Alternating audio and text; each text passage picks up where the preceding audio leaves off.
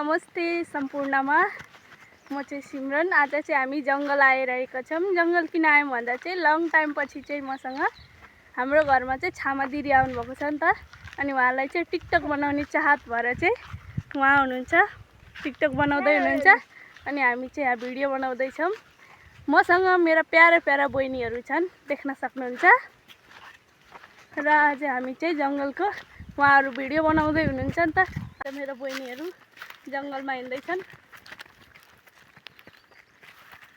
दौडिरहेका छन्।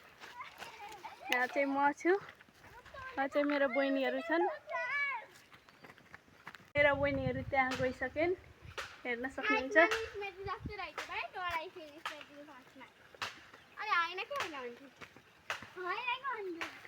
हेर्न सक्नुहुन्छ जङ्गल।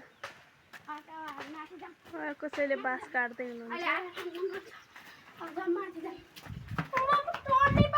यहाँ चाहिँ ओट लाउनको लागि चाहिँ भवन बनाइदिनु भएको छ, हेर्न सक्नुहुन्छ भवन।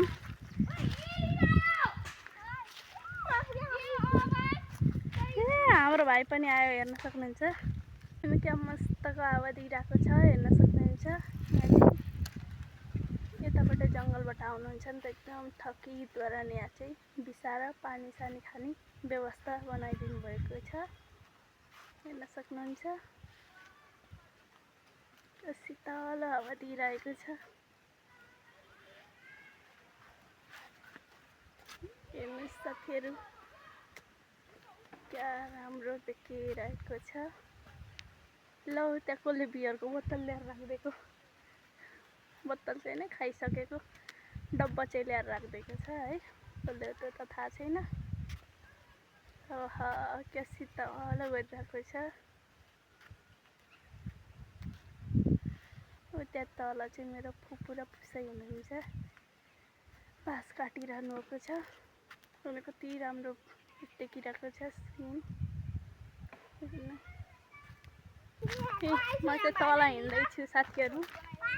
तल चाहिँ किन हिँड्यो भन्दा चाहिँ भिडियो बनाउनको लागि हिँड्दैछु, भिडियो बनाइदिनलाई।